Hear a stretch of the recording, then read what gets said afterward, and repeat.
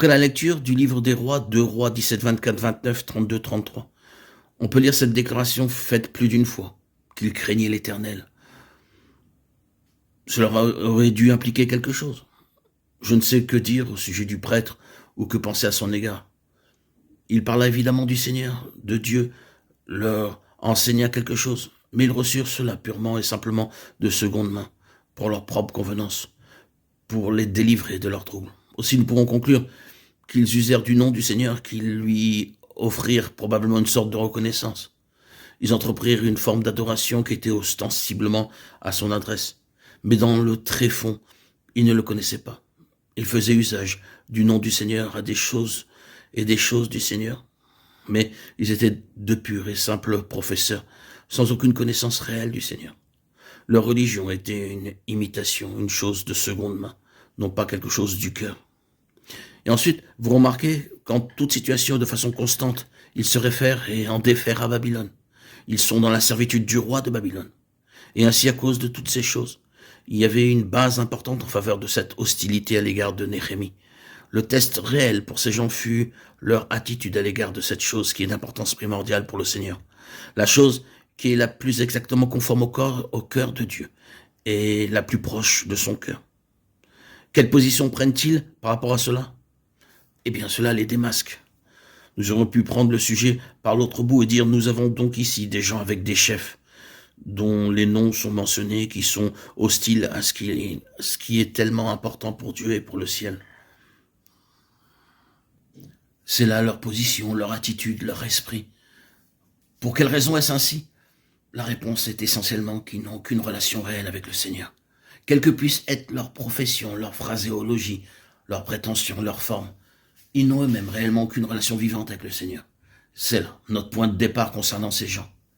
Mais nous allons un peu plus loin parce que nous avons quelques-uns de leurs chefs qui nous sont mentionnés. Et ces hommes étaient éminents. Tout d'abord, il y avait Sambala, qui est appelé le Roronite, Néhémie 2.10. Cela signifie simplement qu'il venait probablement de Beth Horon, une ville samaritaine. Il venait de l'une des villes de Samarie. Il faisait partie de ces gens qui avaient été établis dans le pays par le roi d'Assyrie. Ils sont décrits dans le chapitre de Rois 17, 19, 24. Il était l'un d'entre eux. Il était de ce genre-là. Puis vous avez Tobia. Vous remarquez l'orthographe. Tobia. Ce n'est pas écrit comme cela dans votre Bible, mais c'est une écriture juste. Vous remarquez que la fin de son nom est Yah, l'Éternel. Cet homme est ostensiblement lié au Seigneur de quelque manière. Mais Tobia est un ammonite. Et vous vous souvenez de la parole de Deutéronome 23.3, l'ammonite n'entrera point dans l'assemblée de l'Éternel, même la 10e génération et à perpétuité. Et ensuite la raison est donnée. Ils ont fait venir contre toi, à prix d'argent, Balaam, fils de Béor, de Pétor, en Mésopotamie, pour qu'il te maudisse. C'est l'arrière-plan de Tobia, quelque chose qui empiète sur l'héritage de Dieu, qui se trouve dans une sorte de lien et d'association avec lui, mais qui, dans sa nature, est réellement hostile au Seigneur. C'est là Tobia, l'ammonite. Et si nous remontons à ses origines, nous nous souvenons que Camon fut l'un des fils de Lot, conçu par ses propres filles. L'une des choses les plus tragiques et les plus terribles dans toute l'histoire de l'Ancien Testament. De sorte qu'Amon doit être compté parmi ceux qui sont mentionnés dans Hébreux 12.8. Mais si vous êtes exempt du châtiment, vous êtes donc non des fils, de faux enfants. L'horrible mot que nous nous abstenons d'utiliser, de faux enfants, qui prétendent être des enfants de Dieu.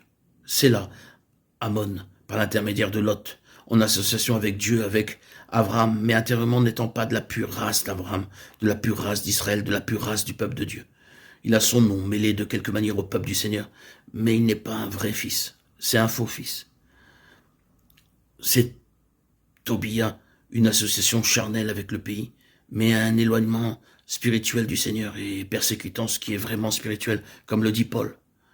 Celui qui était né selon la chair persécutait celui qui était né selon l'esprit. Galates 4, 29. Et il en est toujours ainsi. Nous passons à un autre homme qui apparaît un peu après. C'est Geshem, appelé Gashmu, en un endroit. C'est le même homme. Et il est appelé l'Arabe. Il était soit un Édomite, soit un Ismaélite. Quoi qu'il en soit, c'était très mauvais. Vous connaissez leur histoire? Comment tous les deux firent la guerre à ce qui était spirituel. Paul, dans sa lettre aux Galates, insiste beaucoup sur cela. Celui-ci, Ishmaël, né de la femme des esclaves, fit la guerre à celui qui était né de la femme libre. Ainsi, la chair lutte contre l'esprit, le terrestre contre le céleste. Où il était d'Édom, d'Ésaü, combien Ésaü combattit contre Jacob. Il était contre celui qui était dans la ligne de l'élection souveraine. Il voulait en vérité le tuer à un certain moment.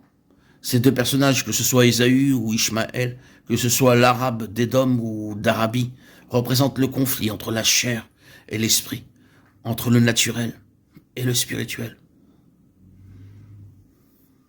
Or, vous savez combien les épîtres du Nouveau Testament sont pleines de ces choses mêmes, des hommes charnels et naturels.